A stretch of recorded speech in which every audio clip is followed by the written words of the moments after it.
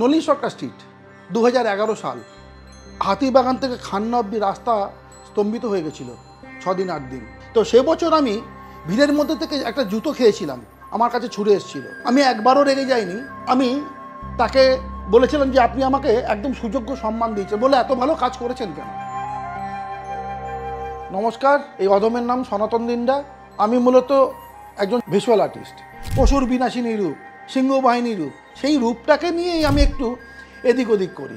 Iraq ইরানের যুদ্ধ চলছিল, চারিদিকে বারুদের গন্ধ। তো ওই সময় মনে হয়েছিল যে এই যে লক্ষ বছর ধরে একজন দশভুজা দেবী রণহুঙ্কার দিয়ে একটা অসুরকে নিধন করছে, এটা থেকে তাকে নিরস্ত করি। তখন সে বছর আমি প্রথমে একটা কাঠের ঘোড়াসিংহ, তার উপরে একদম বাংলার আটপৌড়ে শাড়ি পরে দেবী দুর্গাকে আমি মা হিসেবে উপস্থাপনা করলাম এবং কোলে গণেশকে দিয়ে দিলাম, মানে গণেশ জননী। এবং ওনার হাতে কোনো অস্ত্র ছিল না।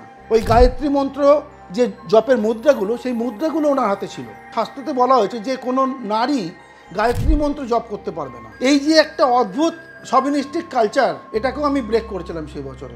আমরা আজকে বাবা হই, কাকা হই, অভিভাবক হই, আমাদের সন্তানকে রক্ষা করতে পারছি না।